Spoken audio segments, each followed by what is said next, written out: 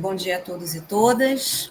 Hoje, o Breno Crispim ministrará a segunda aula do minicurso Ferramentas Computacionais e Simulação na Física, da quarta escola da pós-graduação em Física da UERJ. Breno, podemos começar? Podemos sim. Então, Hoje vamos falar sobre notas digitais e introdução ao LaTeX, né? Os tópicos da aula, esses são os tópicos da aula de hoje. No primeiro, notas digitais, vamos abordar alguns pontos, como se essa é a melhor forma para você fazer as suas anotações, discutir um pouco sobre as vantagens e desvantagens, falar como você pode tirar mais proveito ao se tomar notas à mão. Depois, em ferramentas para tomar notas digitais, vamos abordar algumas características sobre essas ferramentas disponíveis. Por último, vamos dedicar sobre esse sistema de escrita chamado LaTeX. E também temos alguns assuntos extras no final da aula. Esses são os pontos da primeira parte. E a primeira parte aqui é a pergunta se notas digitais são para você. A ideia dessas perguntas foi retirada desse link, dessa fonte listada, né? Vamos começar aqui com um ponto bastante básico. Você tem acesso ou possui os equipamentos eletrônicos necessários? Se não os possui, você vai precisar comprar os equipamentos para poder começar a escrever suas notas digitalmente. Esses equipamentos vão desde PCs, notebooks, desktops, periféricos, mouse, teclado, monitor, etc., até equipamentos mais especializados, como mesas digitalizadoras. Vimos alguns desses equipamentos na primeira aula, na parte de ergonomia, por exemplo. É um investimento relativamente alto para o padrão do estudante, mas muitas vezes é necessário nos tempos atuais de pandemia, e pode ser um ponto que desencoraja a seguir nesse caminho. Agora, se você já possui os equipamentos, ou pelo menos a maior parte deles, esse investimento já foi feito e esse caminho está aberto para você. Aqui temos uma pergunta relacionada à questão de compreensão de conceitos vistos nas aulas. Suas aulas são voltadas para aplicar conceitos ou memorizá-los? Estudos que estão citados na primeira fonte, disponível na fonte 2, apontam que escrever notas de aula usando o PC pode levar o estudante a não absorver os conceitos tão bem quanto aqueles que tomam notas usando papel e caneta. No caso das notas usando o PC, o estudo afirma que isso pode estar ligado à tendência do aluno a fazer anotações exatamente das mesmas palavras do professor, ao invés de processar a informação e escrevê-las em suas próprias palavras, como deveria ser feito com papel e caneta, né? Isso vem do fato de que a maioria das pessoas consegue digitar mais rápido do que consegue escrever à mão. Isso é, se for para aplicar conceitos, é melhor tomar notas à mão. Agora, se você precisa memorizar fatos, não há vantagem no papel e caneta. Esse é um ponto bastante individual. A sua letra é fácil ou difícil de ler? Muitos alunos têm dificuldade em escrever à mão de forma rápida e legível. Isso faz com que parte do conteúdo das aulas seja perdido ou que demore-se muito tempo para compreender o que foi escrito. Uma solução para isso seria melhorar a letra, mas isso requer treino e tempo, de modo que para aqueles que não possuem uma letra legível ou habilidade de escrever rápido, talvez a melhor opção seja digitar suas notas de aula. Aqui temos uma pergunta que depende da fisiologia de cada um. Você sente dificuldade para ficar muito tempo olhando para o tela do PC? Muitas pessoas têm dificuldade em usar equipamentos com telas que emitem luz, como celulares, computadores, TVs, etc., durante muitas horas. Esse problema pode estar ligado ao ambiente, como ar-condicionado, que apesar de essencial, né, resseca a vista. Telas com luminosidade muito alta ou muito baixa, e geralmente estão atribuídas a problemas de lubrificação nos olhos, né? Esse problema pode ser mitigado com pausas programadas, como do método Pomodoro da primeira aula, mas pode ser um motivo para consultar um oftalmologista. Outras pessoas não passam por essa dificuldade, de modo que usar esses equipamentos durante longas horas não é um problema.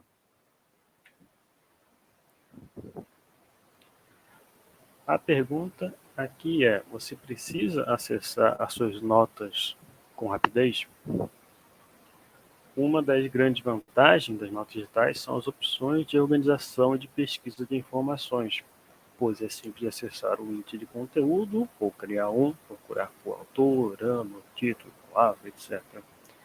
É importante lembrar que é possível transformar notas escritas à mão em notas digitais com a ajuda de programas digitalizadores.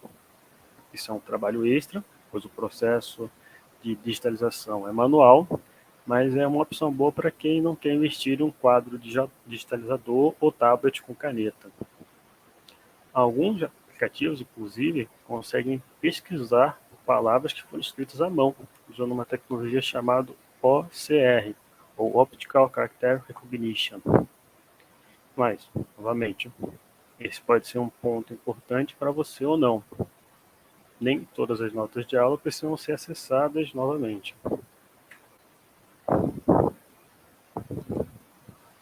Esse é um ponto que surgiu nos últimos tempos. As suas aulas envolvem mídias digitais ou não?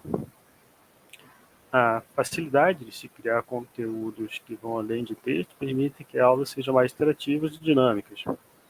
As simulações como ferramentas de ensino que veremos na próxima aula são um exemplo disso. Isso é um ponto a favor das notas digitais, pois é muito mais difícil guardar e acessar webpages, PDFs, imagens. Mas, novamente, esse é um ponto bastante premente quando as suas aulas envolvem as mídias digitais, o que nem sempre é o caso. Se as suas aulas são mais tradicionais, pode ser que não seja necessário se preocupar com isso. Esse é o último ponto dessa parte e também é uma característica que surgiu nos últimos tempos. Suas aulas são síncronas ou assíncronas. Aulas assíncronas são aquelas que você pode assistir ao conteúdo programado no seu tempo, pois isso está disponível online, como videoaulas no YouTube. É possível pausar e voltar para as partes que você não entendeu, e isso permite tomar notas de forma mais calma e organizada. Em especial, isso facilita a digitação de equações ou deduções matemáticas. Aulas síncronas são as aulas tradicionais, onde o aluno e o professor se encontram em dado horário. A aula corre em tempo real e pode ser feita pela internet, como videoconferências, transmissões ao vivo, como está fazendo agora. Nesse caso, é necessária uma maior agilidade para se fazer anotações, e a digitação de equações precisa de uma agilidade extra. Não é simples tomar notas digitais quando as aulas envolvem um grande número de equações, de modo que talvez seja necessário usar o método tradicional de escrever com papel e caneta. Agora, vamos para as duas escolhas possíveis. Se você escolheu a primeira opção com mais frequência, então talvez seja melhor escrever as suas notas à mão, pois você evita cansaço na vista, tem menor custo com equipamentos eletrônicos, serviço de backup, energia elétrica. Você pode concentrar os seus recursos para, por exemplo, tornar o local de estudo mais apropriado, econômico, tive na primeira aula. É melhor para escrever equações do que digitá-las. Essa dificuldade, de digitação de equações diminui com a prática e também com a escolha de bons programas, principalmente com o LaTeX, como veremos, mas ainda é presente para a maioria das pessoas. Também é melhor para a compreensão de conceitos que estão sendo estudados. Isso é abordado no artigo Depends Mightier Than the Keyboard, é o artigo que eu tinha falado antes, ligo também nesse link, caso você tenha interesse em ler um pouco mais sobre isso. Também, para aplicar conceitos, é melhor você ter a liberdade de usar o papel como você quiser, fazer diagramas, desenhos, do que ficar preso ao texto digitado.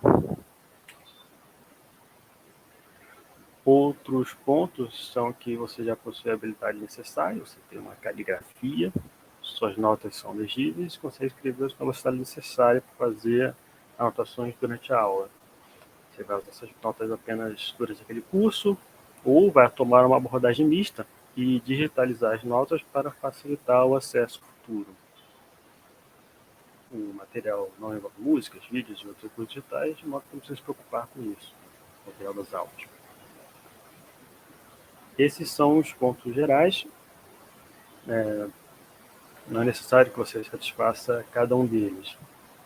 Agora, mesmo que as notas escritas à mão tenham vantagens inerentes, é possível tentar melhorar elas, torná-las mais eficientes ao usar um método para escrevê-las.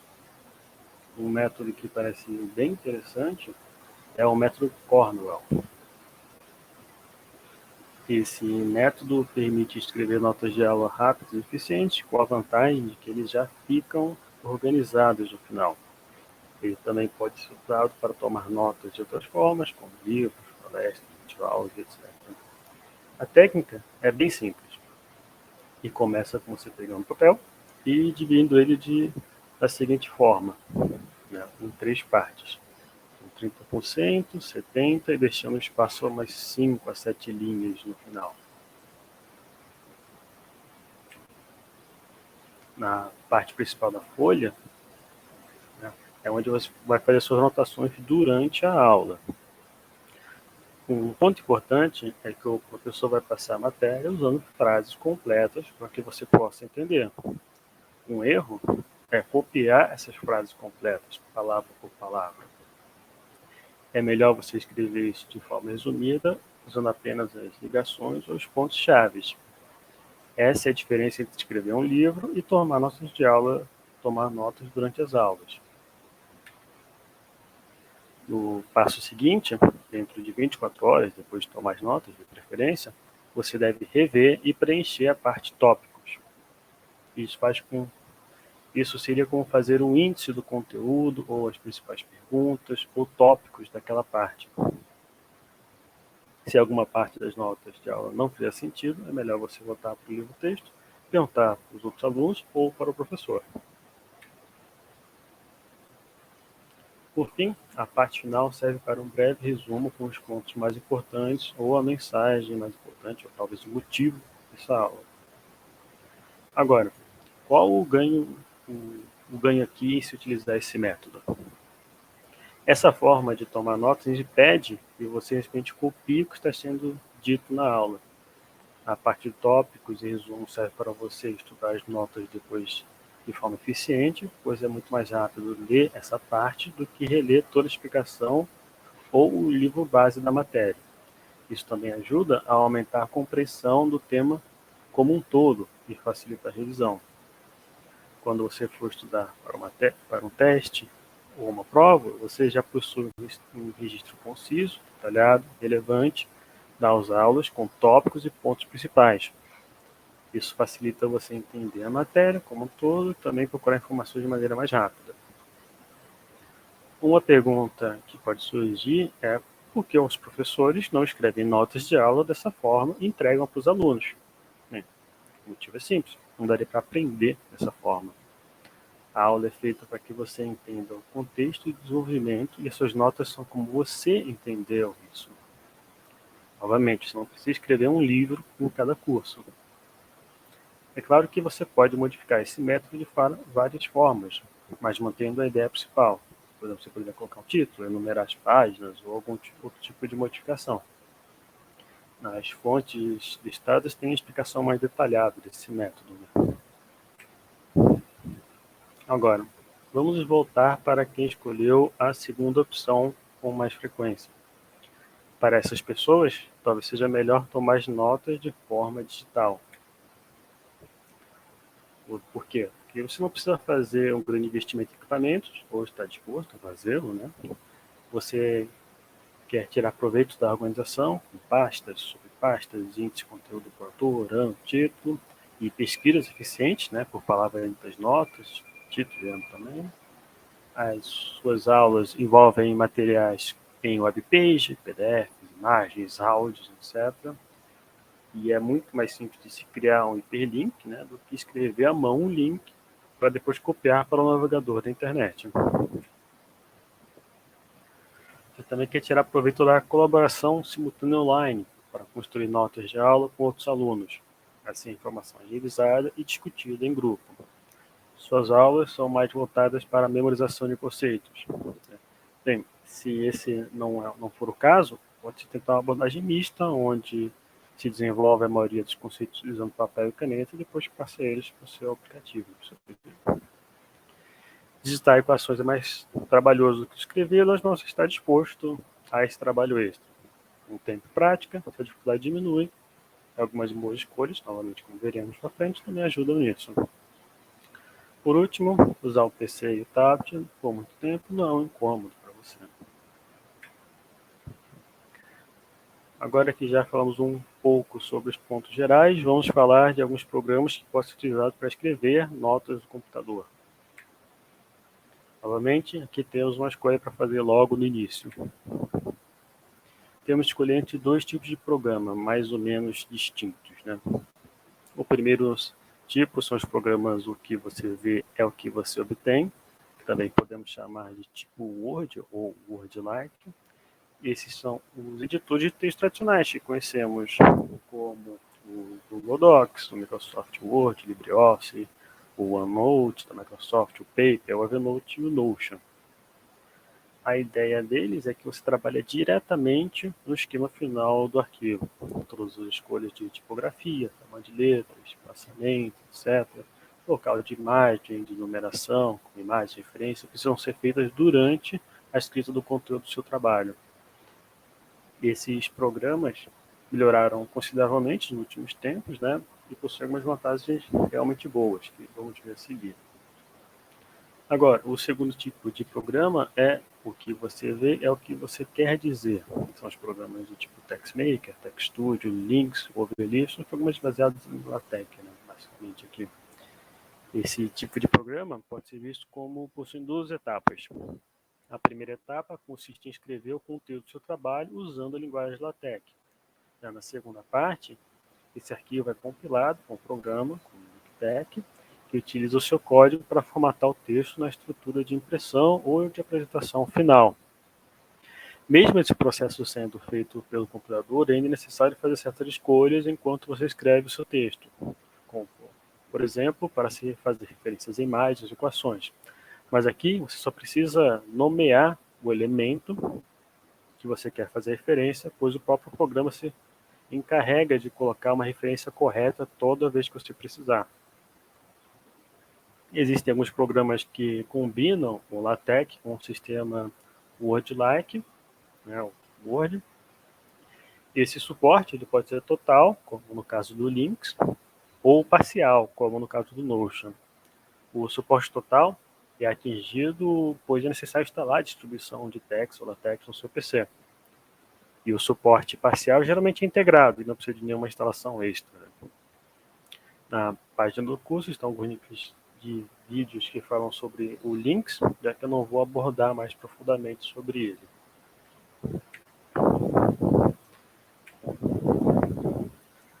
Bem, vamos ver algumas vantagens desse tipo de programa que podem ser interessantes, né? Os programas tipo Word.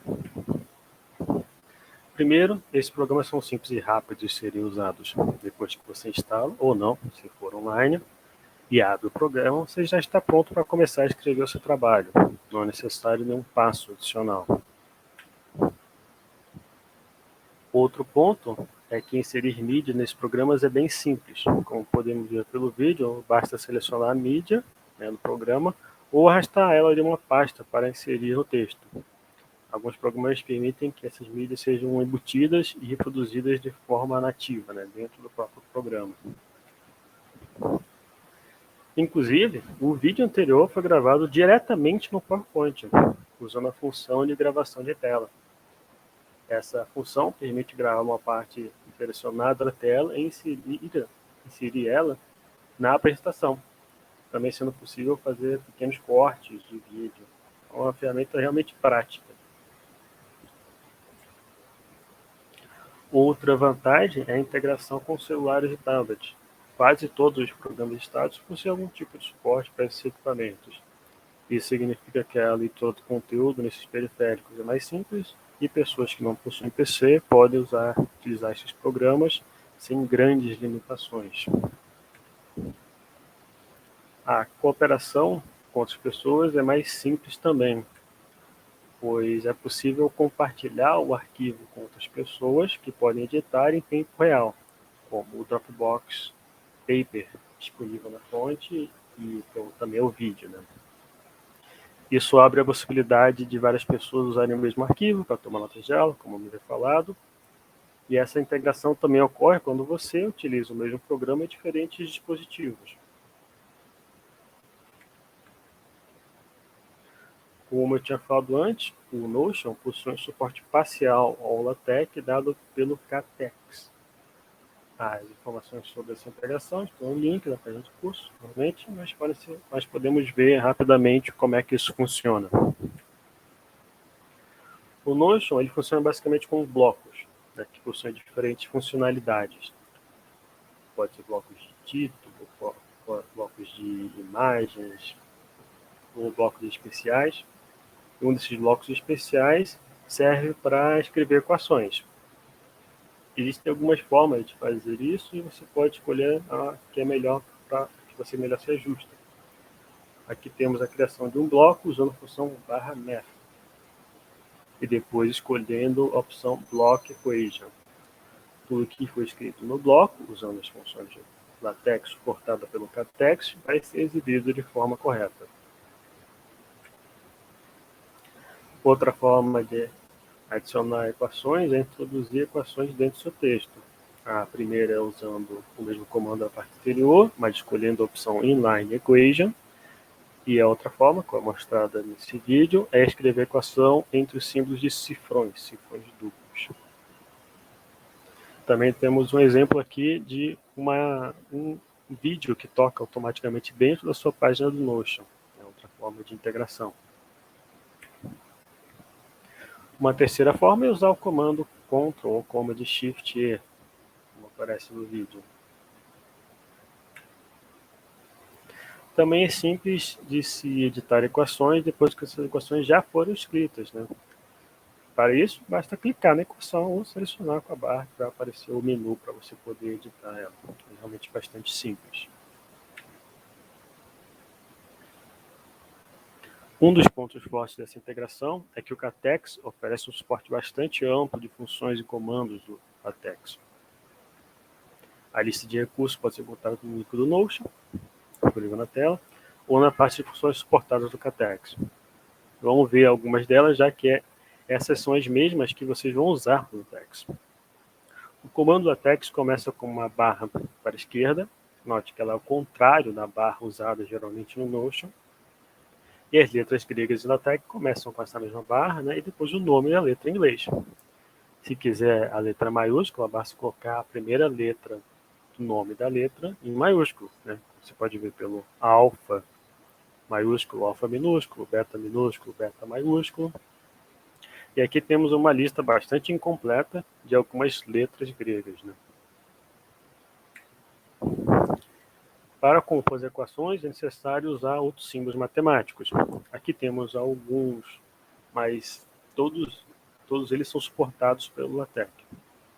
O código deles segue mais ou menos a mesma lógica das letras, começa com uma barra para a esquerda e depois temos o nome do símbolo em inglês.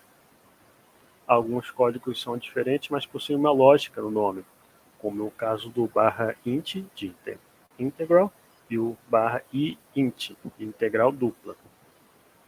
Para fazer o subscrito e o sobrescrito, basta usar a barra baixa, né, ou o sinal de acento circunflexo. A memorização dessas funções vem com o tempo, de uso e prática, mas isso pode ser facilitado no começo. Um site chamado Dexify, se você não estiver encontrando o código do símbolo que você deseja, basta entrar nesse site e desenhar o símbolo, que lhe vai oferecer uma lista de possíveis códigos, né, para esse símbolo. Um outro recurso que pode ser usado tanto para descobrir símbolos quanto para facilitar a sua vida é o MathPix, disponível nesse link. Nele é possível selecionar equações para que ele forneça o código em LaTeX daquela equação. No vídeo podemos ver que isso é feito usando um PDF e o Notion. Ele simplesmente seleciona a equação nessa parte, né? E ele te dá o código já direto, que você pode simplesmente colar no seu caderno do Notion. Esse programa está disponível para PC, celular e tablet e diretamente no navegador. Outra funcionalidade se inclui copiar tabelas de formas organizadas para programas tipo Excel e converter PDFs para Word ou LaTeX. Mas esses programas possuem algumas desvantagens, né? Diferentes programas não são compatíveis entre si. Você abriu um determinado arquivo em outro programa, muitas vezes gera problemas no esquema do arquivo ou reprodução de forma incorreta de algum elemento gráfico. Outro problema é tentar abrir arquivos de versões mais antigas do mesmo programa. Tem muitos programas que são pagos. E tem opções de programas que não precisam ser pagos, mas ainda costumam contar com recursos pagos ou limitações de uso. Quando esse editor não suporta o KaTeX, equações são bastante trabalhosas de serem escritas. Mesmo nesse caso, quando há suporte, equações mais complexas, múltiplas equações, numerações e referências internas não são suportadas pelo KaTeX. Você também tem alguns problemas de formatação. Além da maioria desses programas não possuir macros para numeração de páginas, figuras e glossários, eles são muitas vezes mais complicados de se manter uma formatação consistente ao longo do documento. Diferentes fontes de letra e tamanhos podem acabar aparecendo no texto sem que você perceba.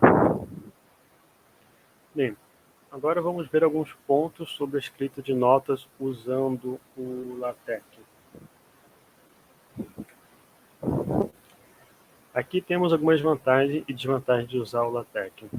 Vamos primeiro com as vantagens. O LaTeX ele é completamente grátis, estável, né? As distribuições e editores utilizados são grátis de código aberto, além de serem compatíveis com versões mais antigas dos arquivos. Documentos, tem a possibilidade de criar documentos com aparência profissional, de alta qualidade tipográfica, com a escolha correta, configurações, usando os números, modelos disponíveis, é possível criar documentos estéticos, esteticamente bonitos, sem grandes dificuldades.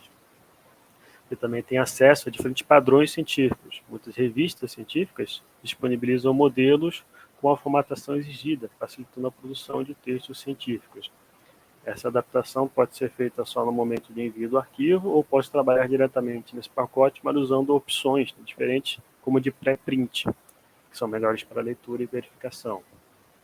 Você tem uma numeração automática, macro para glossário, estrutura interna de capítulos, numeração de equações, imagens. O próprio programa se encarrega de fazer a numeração apropriada.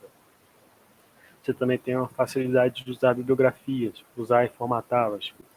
Os pacotes de bibliografia permitem a escolha de diferentes modelos de formatação. Também ele é melhor para escrever equações complexas, símbolos matemáticos, tabelas. E é possível adicionar outros pacotes ou fazer definições extras para mais símbolos ou funções.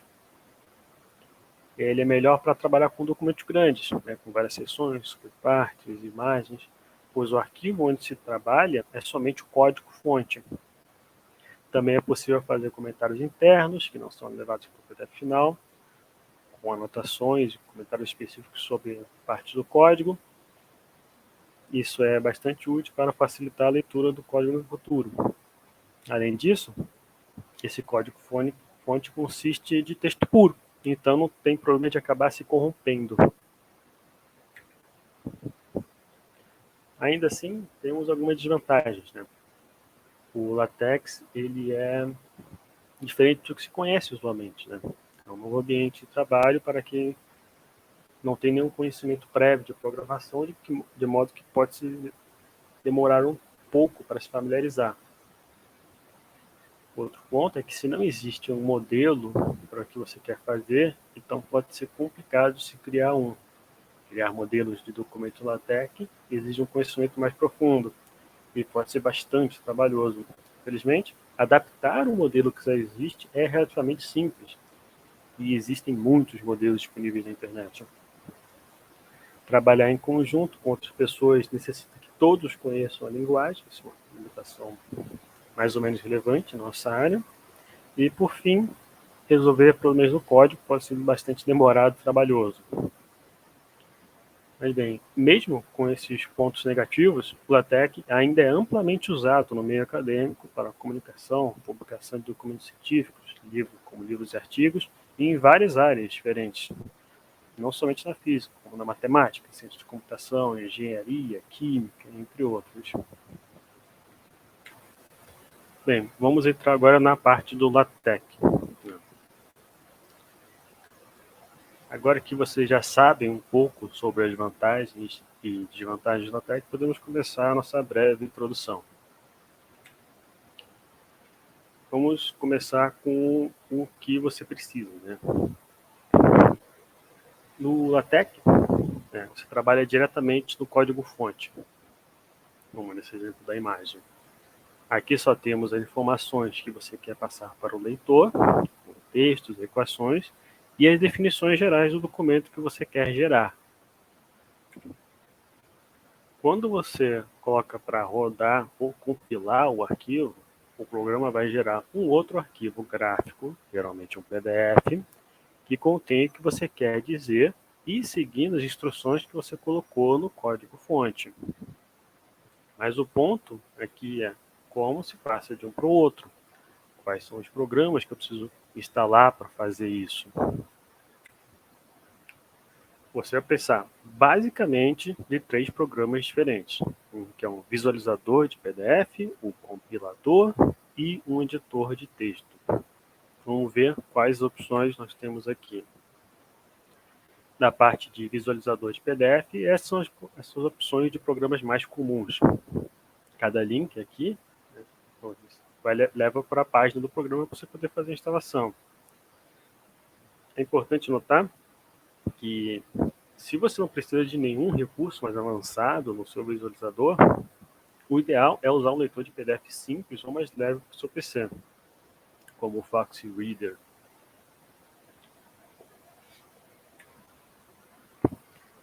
Você também vai precisar de uma distribuição ou compilador de LaTeX. Essa é a parte responsável por seguir as informações contidas no seu código. É importante saber que o LaTeX possui vários pacotes diferentes e que na instalação, muitas vezes, só são instalados alguns pacotes básicos, pacotes essenciais, né? É possível instalar uma versão mais completa ou fazer a instalação desses pacotes quando for necessário, usando o gerenciador do compilador. Esse gerenciador permite mudar algumas configurações, verificar o update de sistema, dos arquivos, além de gerenciar os pacotes. Esse da imagem é o do MikTeX, né? E a parte de pacotes permite procurar e instalar pacotes extras, né? Ou verificar se teve o update neles. Geralmente esses pacotes são instalados automaticamente na hora de compilar o seu arquivo, mas pode ser que, se necessário, fazer isso de forma manual. Bem, voltando aos programas necessários, por último, se é necessário um editor de texto, né, para você poder editar o código do seu arquivo. E cada editor possui funcionalidades diferentes. Você precisa escolher um que lhe agrade, né? Um ponto é que alguns compiladores já vêm instalados com editores. Por exemplo, o MikTeX já vem instalado com o TextWorks. Mas nada impede que você instale algum outro que lhe agrade mais. Um site que eu só devo abordar no Extras não devo dar tempo de abordar, talvez não dê tempo de abordar, é o Overleaf.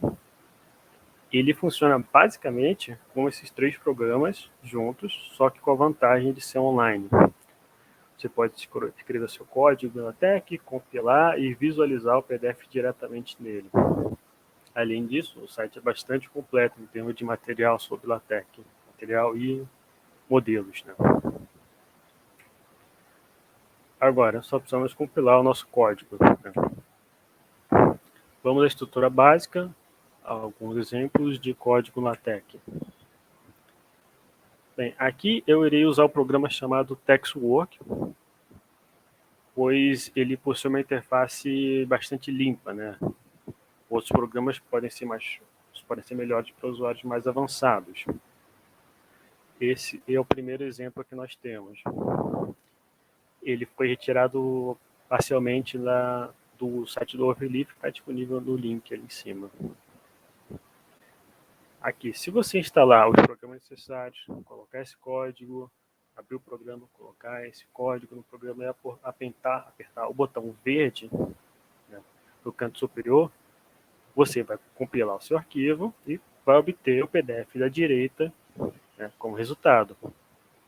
Esse exemplo aqui, ele provavelmente é o exemplo mínimo necessário para escrever um documento em português, né? Escolha de pacote, pelo menos. Vamos olhar para cada uma das partes desse arquivo com calma. A primeira linha, né, é a declaração do tipo de documento. Isso é feito usando o código /document_class com duas opções diferentes, onde a primeira opção é a parte que tem as escolhas de classe, né, aqui dentro, e a segunda é a declaração da classe, né, qual classe que a gente está trabalhando. A classe usada aqui é a article, e é bastante utilizada para documentos curtos e artigos.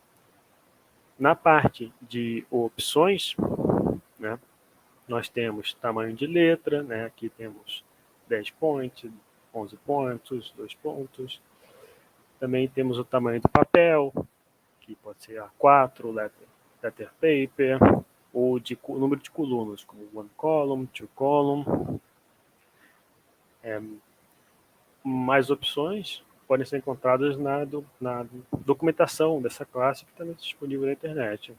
Agora, diferentes tipos de documento, ou diferentes classes de documento, possuem diferentes recursos e padrões de esquema, ou layout final. Alguns exemplos de classes diferentes seriam o report, o book, o beamer, e aqui também entraria as classes de artigos específicos, né? Como eu tinha falado mais cedo, algumas revistas disponibilizam classes específicas, onde você pode escolher trabalhar diretamente nelas, né? Usando, por exemplo, a função draft. Agora vamos passar para o preâmbulo do código. Aqui temos os comandos para que sejam utilizados alguns pacotes específicos. Note que eu usei os comentários, que são depois desse símbolo aqui de porcentagem e estão em vermelho, para marcar o começo do preâmbulo, né, e uma descrição básica de que cada pacote faz. Cada um deles adiciona certos recursos ou modifica de alguma forma o arquivo final. Vamos ver cada um deles específico. O primeiro deles é o FontTech. Esse pacote ele serve para escrever corretamente no PDF as letras acentuadas. Quando esse pacote não é utilizado, o programa compõe as letras acentuadas com justaposição da letra mais o acento. Isso, quando esse pacote é utilizado, você tem um caractere que já é a letra acentuada. Se você não utilizar esse pacote e você tentar copiar o texto do PDF, ele vai aparecer errado, ele vai ser copiado de forma errada.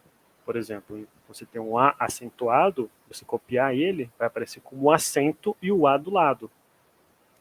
Outro problema que ocorre quando tentamos procurar palavras com acento dentro desse arquivo, ele não procura essas palavras de maneira correta.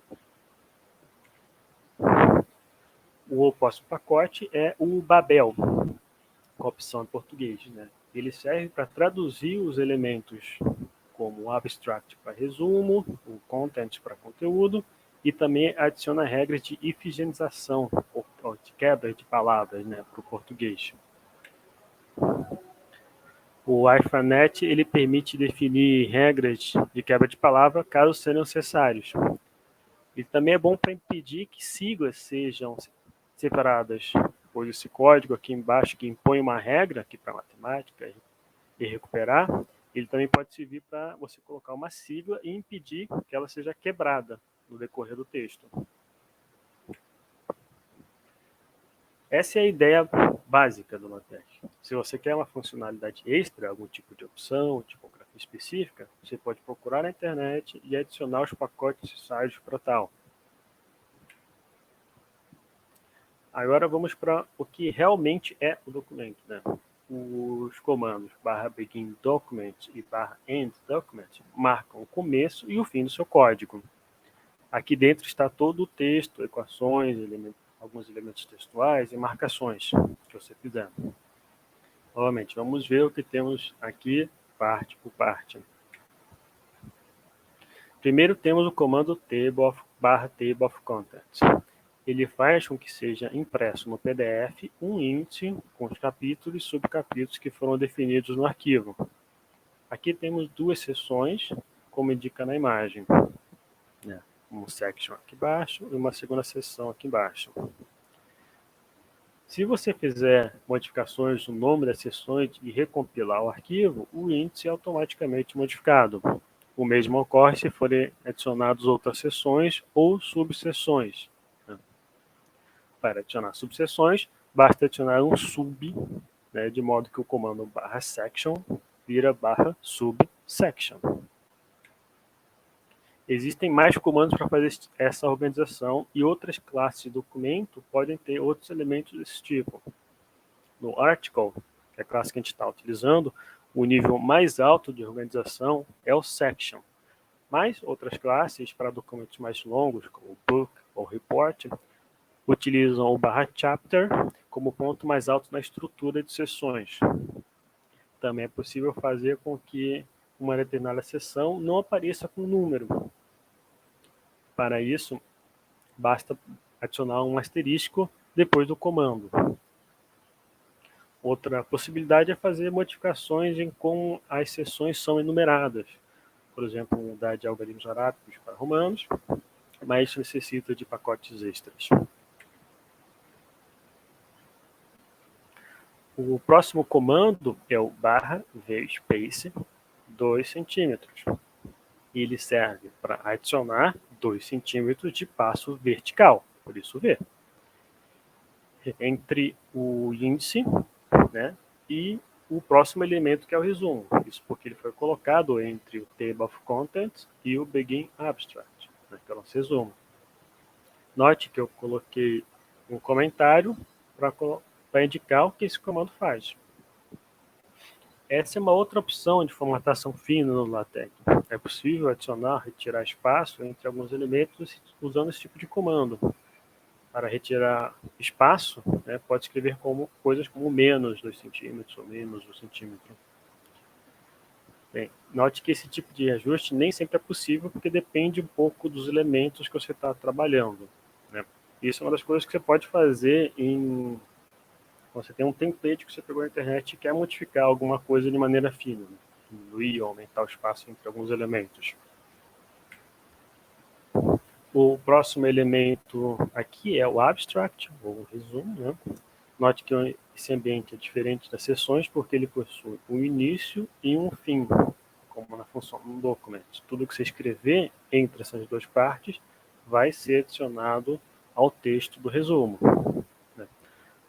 E o pacote Babel, que a gente adicionou, que faz a tradução de abstract para resumo. Depois temos o comando para definir as seções, o /section com o nome, e depois de cada seção temos algumas equações também. O código que se utiliza para escrever, para escrever equações é o mesmo que a gente usa no CATEX. Essa é a parte que você vai trabalhar a maior parte do tempo. É bom que você entenda as partes anteriores, preâmbulo, mas você só vai precisar modificar elas caso queira fazer alguma mudança na estrutura geral do arquivo. Caso contrário, você não precisa se preocupar com o que está no preâmbulo. Essa é a ideia de se encontrar um modelo que sirva para o que você quer fazer. Uma vez encontrado, basta adicionar qualquer elemento que esteja faltando, usando os pacotes, por exemplo, e seguir o trabalho. Agora vamos para um outro exemplo. Podemos ver aqui que o pacote AMS Math e o Physics foram adicionados ao preâmbulo nas duas primeiras linhas. Os outros pacotes ainda estão no arquivo, só que eles não estão aparecendo nessa imagem. O pacote AMS Math ele é bastante utilizado porque ele adiciona várias funcionalidades para documentos que contêm muitas equações matemáticas. O outro pacote, o Physics, adiciona alguns atalhos bons, atalhos para funções, né, que são bons para estudantes de física, como o nome indica. Vamos analisar com calma esse exemplo. Apesar de escrevermos a mesma equação de 3 formas distintas aqui, usando essa barra aqui, o cifrão e esse equation, begin equation, vemos que apenas uma delas produz um resultado diferente. Apenas a terceira, que utiliza o barra begin equation e barra end equation, aparecem numeradas no nosso PDF. Aqui nós temos elementos que a gente viu, né? O sobrescrito barra pi, né? Aqui o i, e o resto é igualzinho como você esperaria. Existem outras formas de se adicionar equações, algumas elas possuem talvez algumas diferenças entre si, mas geralmente a escolha é pessoal, né? Qual maneira que você prefere utilizar. Também podemos ver no código que foi colocado um rótulo dessa equação usando o comando barra label e um nome, aqui identidade, underline, Euler. Né? Isso permite fazer referência a essa equação ao decorrer do texto, como mostra a imagem, usando o comando barra equeref e o mesmo label. Né? O mesmo label deve ser utilizado nesses dois locais. Isso faz com que a equação 1 seja referenciada nesse local. Dessa forma, as equações são, dessa maneira que o código está, as equações são enumeradas automaticamente e toda vez que você fizer referência àquela etiqueta, irá aparecer o número correto daquela equação. Se por acaso você colocar uma equação antes da equação 1, de modo que essa identidade de Euler passe a ser a equação número 2, depois que você compilar, isso será automaticamente arrumado.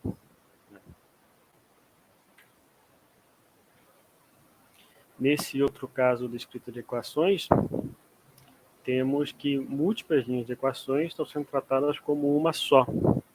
Isso é feito usando um ambiente split, né, dentro do ambiente equation. Então você vai ter um barra begin equation, um label, o barra begin split, sua equação, end split, end equation. Note que o label está entre o equation e o split. Isso faz com que, se eu fizer referência a essa equação, ela vai aparecer com o número 2 e referenciar a toda essa parte. Aqui nós temos o uso do barra cosseno, que é para aparecer o cosseno depois do barra seno, e o C dot, né, que adiciona esse ponto com esse espaçamento entre os elementos. O código para simular uma linha é essa barra dupla, isso é tanto no ambiente de equação quanto no ambiente de texto. E esse E aqui serve para indicar o local onde vai ser feito o alinhamento das equações. Se você colocar em locais distintos, as equações vão ser alinhadas de modo diferente. Isso mostra também que é possível colocar outros ambientes dentro do ambiente matemático. Aqui temos um outro exemplo de referência, né, que é o comando barra pageref, identidade de Euler aqui, referente à identidade de Euler. E ele vai indicar a página onde essa equação foi escrita, certo? Aqui aparece um, porque esse PDF só tem uma página. E também temos um exemplo de uma equação escrita dentro de uma linha. Aqui, o somatório aparece como barra sum, e o sobrescrito aparecem aqui direitinho. Né? Você tem a fração e os outros elementos normais que a gente já viu. Na última parte, temos uma outra forma de escrever as equações, escrever um desenvolvimento de equações. Né? Aqui nós estamos usando o ambiente align, que permite usar aquele símbolo E, né, para fazer um alinhamento de equações em toda essa parte. A diferença aqui é que cada linha desse desenvolvimento recebe o seu próprio número, né? Por exemplo, se eu quisesse fazer referência a uma equação daqui de dentro, bastaria eu escrever um /label aqui dentro, antes de pular a linha. E quando fizesse referência, ia fazer referência, por exemplo, à equação 4. Né? Também é possível trocar essa numeração. Né? Você colocaria algo, em vez de ter 3, 4, 5, poderia ser 3.1, 3.2 ou 3.A, 3.B. Mas para isso você precisa colocar um outro ambiente aqui dentro, né, depois do Begin Align, que é o Begin Subequations.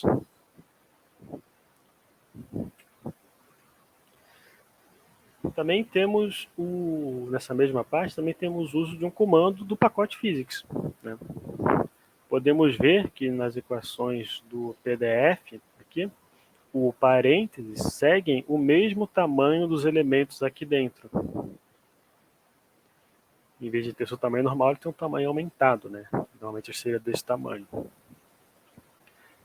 Isso geralmente é feito com o comando /right, parênteses, um elemento, /left, parênteses. Né?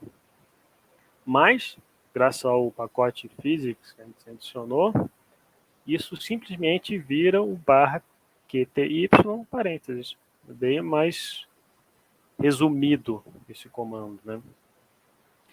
Esse pacote, além disso, esse pacote facilita a escrita de várias funções de física, de matemática, pois introduz mais comandos mais intuitivos, né? E simplificados para elementos como braquetes, valor esperado, derivados parciais, derivados normais, comutadores, operadores vetoriais, e assim vai. Esse é um dos pacotes que eu considero essencial, né, caso você deseje digitar equações, né, para copiar a matéria em aulas síncronas, né. Um outro ponto também, se você quiser fazer isso, é conhecer bem os atalhos, né, do seu programa. É bom que você tenha atalhos para escrever o Begin Equation, que é uma coisa que vai aparecer a todo momento. Né. Vamos para um outro exemplo agora. Esse exemplo foi retirado do link citado. Ele serve para mostrar como funciona para adicionar imagens no LaTeX. Para que seja possível adicionar imagens, é necessário adicionar o pacote Graphics, como foi adicionado aqui no preâmbulo. O ambiente Figure é usado para mostrar figuras como elementos flutuantes no seu documento. Isso significa que o local exato dessa figura no documento vai ser definido pelo programa, que vai levar em conta os outros elementos textuais, como equações e texto, né, próprio texto, para fazer essa colocação. É possível escolher algumas definições para que você tenha mais controle sobre onde a imagem vai aparecer. No exemplo, foi usado esse /beginFigure do elemento e esse H aqui. Esse parâmetro diz para tentar colocar a imagem naquele local onde ela está no seu código. Existem outros parâmetros que podem ser usados, como o T para colocar no topo da página, o B no fim da página, o P para colocar numa página separada, com todos os objetos flutuantes, e a exclamação ela serve para tentar forçar mais colocar o elemento naquele local exato. Né? Também tem um H maiúsculo, que realmente força colocar naquele ponto, mas ele requer um pacote específico. O próximo comando é o /centering. Ele faz com que a figura fique centralizada na página. Só isso. A definição do tamanho da imagem é feita no comando de colocar a imagem, nos parâmetros de colocar a imagem. Isso é, você tem o comando /include graphics, inclui gráficos, uma definição de tamanho, né? Aqui nós temos que o comprimento dela é 0,5 vezes o comprimento de texto, né? Você poderia usar outros valores aqui, outros parâmetros para definir o tamanho da imagem e em outros parâmetros relativos, como o tamanho da página, o tamanho tamanho da coluna, coisa do gênero. Depois nós temos o nome da imagem, que deve estar junto com o seu arquivo de código-fonte. Também é possível colocar isso em pastas também, e só basta colocar o nome da pasta aqui, geralmente. O comando /caption, uma figura legal, ele adiciona a legenda para essa figura, né? Note que esse comando ele é escrito depois do include graphics. Isso faz com que a legenda da figura apareça depois. Se você escrever esse caption em cima, a legenda vai aparecer em cima da figura. O comando /label ele funciona exatamente como a etiqueta nas equações. Ele permite que seja feito referência a essa figura do texto usando o comando /ref ou /pageref, e assim vai. Mais informações, se quiser mais informações sobre esse pacote, é só procurar o pacote Graphics na internet. Agora, esse exemplo também foi retirado do Overleaf, né, do link. E não é necessário adicionar um pacote para fazer esse tipo de tabela. Vamos ver como é que é esse ambiente. Aqui temos alguns elementos que já vimos no caso anterior. O ambiente table funciona de forma similar ao Figure e também são objetos flutuantes. Nós temos o begin table, aquele função para definir o local relativo, né? O /centering para dizer que a tabela é centralizada. Depois temos o /begin tabular, que realmente começa a tabela, né? E você tem alguns elementos aqui, esse /c, /. Isso basicamente faz, essas duas barras, são basicamente essas barras iniciais e finais aqui. O C serve para indicar que os elementos nessa tabela vão estar centralizados. Você tem outras maneiras também de colocar isso, de fazer esse alinhamento, por exemplo, trocar o C por L, gera um alinhamento com a esquerda, e o R um alinhamento com a direita, né? Não é muito bom de ser utilizado, é meio estranho. Depois temos os elementos dentro da tabela, né? Esse comando /hline adiciona uma linha horizontal, né? Que são essas duas linhas aqui. Você começa com uma linha aqui em cima, escreve os elementos da coluna, pula uma linha, escreve as outras linhas, pula a linha e escreve cada um dos elementos. Note que esse E ele funciona basicamente como o da equação. Ele serve para indicar onde vai acontecer o alinhamento, né? Tudo que está aqui está alinhado, né? Agora, depois você tem os elementos finais, né? Elemento final, onde tabular, uma legenda da tabela, mesma coisa, se colocar antes ou depois, vai ficar antes ou depois da tabela, e um label, né? E depois fecha o ambiente table. Agora vamos para um exemplo um pouco mais complicado, né? Vamos falar de incluir citações no LaTeX, autores bibliográficas. E para fazer isso, vamos usar o pacote bibliotec com a opção bibber para compilar. Novamente, esse exemplo foi tirado parcialmente do Overleaf, né? Bem, para que esse pacote funcione de forma correta, é preciso compilar usando o PDF LaTeX, né? Essa opção aqui, você vai compilar ele uma vez, trocar para o Bibber, compilar, trocar para o PDF LaTeX e compilar novamente. Isso é uma das vantagens do trabalhar no Overleaf Online, é que ele já faz esse processo automaticamente. Outros programas que não são TextWorks também podem ser configurados para fazer isso de forma automática. Aqui eu não encontrei como. Aqui nós temos a definição do pacote, só que esse pacote, cada uma dessas partes, eu coloquei um comentário indicando o que é. Essa linha que pode ignorar. O importante é entender que esse pacote permite adicionar um outro arquivo, assim como o arquivo, a imagem, ele adiciona um outro arquivo ao nosso código-fonte, esse arquivo ele é exclusivo para citações. Nesse caso, o arquivo, esse add bib resource, é o bibliografia.bib. Né? No arquivo principal, que é onde estão trabalhando aqui, você adiciona ele, mas ele não está aqui. Né? É um arquivo separado.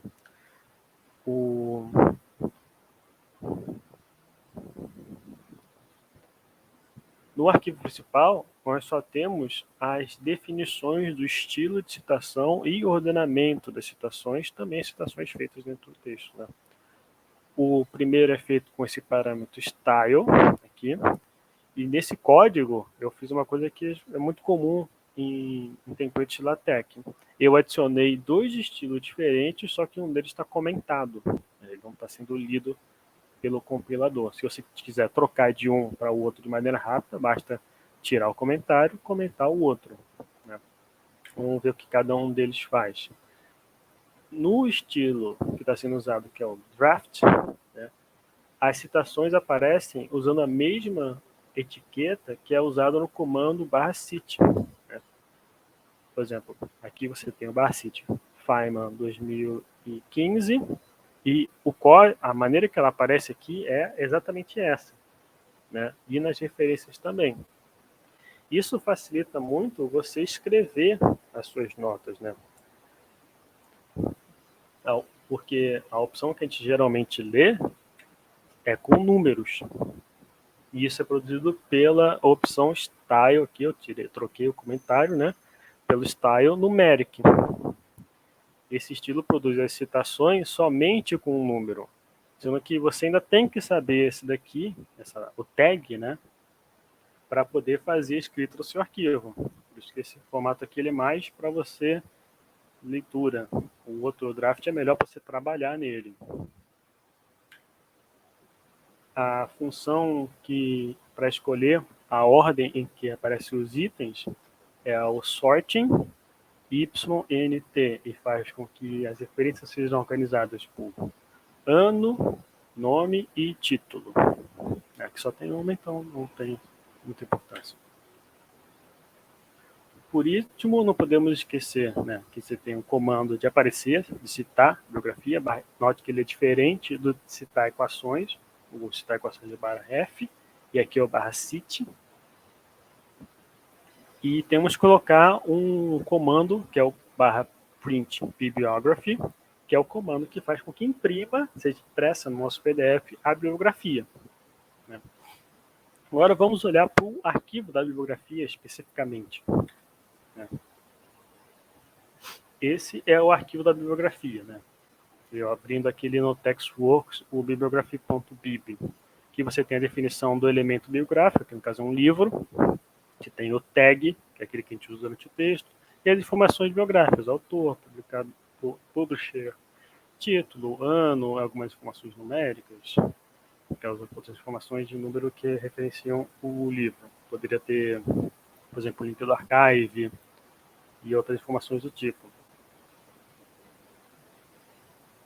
Podemos adicionar itens aqui, né? Basta copiar, achar a informação biográfica do artigo, o livro que você quiser, e ir adicionando nesse arquivo de texto, né?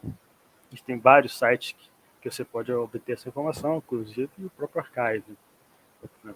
Ou o próprio site da revista, também muitas vezes dá essa informação dessa forma. Né? Só que existe uma maneira mais simples de trabalhar com isso, que é, em vez de abrir o arquivo .bib usando o TextWorks ou algum outro editor, é usando esse programa chamado JabRef.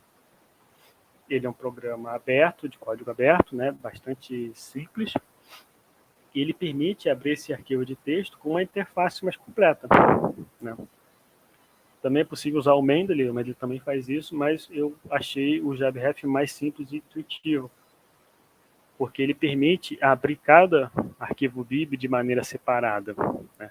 E aqui você consegue ter mais informações aqui do lado, você consegue editar cada uma dessas informações, só que com a vantagem de ter uma interface gráfica. Né? Ele também procura algumas informações utilizando essa numeração, né? Informações bibliográficas de maneira automática. Agora, vamos aqui para o último exemplo da aula, né? Esse último exemplo serve para mostrar como adicionar uma capa ao seu documento do LaTeX. Podemos ver que nenhum pacote foi adicionado.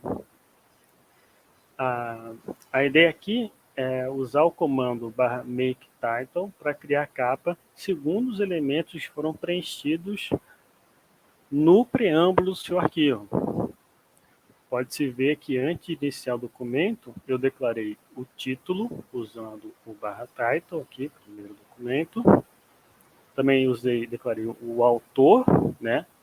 E coloquei um comando /thanks aqui, e depois a data e usei o /today. Toda vez que eu compilar esse arquivo, ele vai usar a data de hoje. Esse comando /thanks faz com que apareça esse asteriscozinho aqui e uma nota de rodapé, e com a informação que está escrita aqui dentro. Além disso, você precisa definir o que eu coloquei um comentário para indicar onde é a capa no meu código. E você precisa usar o begin title page, end title page e o make title para realmente imprimir o texto. Tudo que você colocar entre esses dois, dentro desse ambiente, title page, vai ser impresso na capa. Né? Bem, vamos dar uma lembrada do que a gente viu hoje, né? Nós vimos alguns pontos a favor e contra do uso de notas digitais, como tirar um maior proveito das notas escritas à mão e usando o método Cornwell.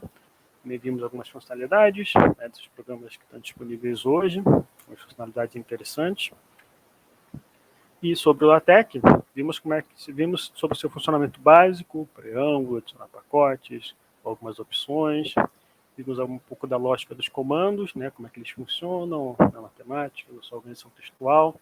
Vimos o básico do básico, que é como colocar uma imagem, como colocar uma tabela, como fazer bibliografia, como colocar uma capa. Né. Esses são os elementos principais, né, e já é possível que você utilize modelos, né, ou crie documentos básicos para você poder escrever usando o LaTeX. Né. Já na próxima aula, vamos ver um pouco a aula ilustrada pelo professor Silas, e vai ter um pouco de simulação de física como ferramenta de ensino. Vai ter um pouco de contextualização, demonstrações matemáticas, e apresentação de algumas simulações e apresentação dos repositórios, né, mais comuns. Porque, como alguns extras, eu coloquei alguns materiais que você pode utilizar. Você tem muitos materiais disponíveis na internet. Você tem e de cores específicas, tipo, esse aqui é só para matemática, esse aqui é só para criar tabelas, né, como criar tabelas bonitas, tem curso de introdução em português, pequeno manual, introdução LaTeX em 30 minutos. Esse LaTeX 2Y exemplos é bastante completo, ele é bastante bom, conteúdo muito legal, muito extenso, muito completo, e com um monte de exemplos. Né? O próprio Overleaf tem muito material bom, né? Bem conciso, só que em inglês. Mas, sim, e também, outra coisa que você tem que usar a internet, e também tem um tempo que você vai aprender, é como consertar os problemas em LaTeX. Né?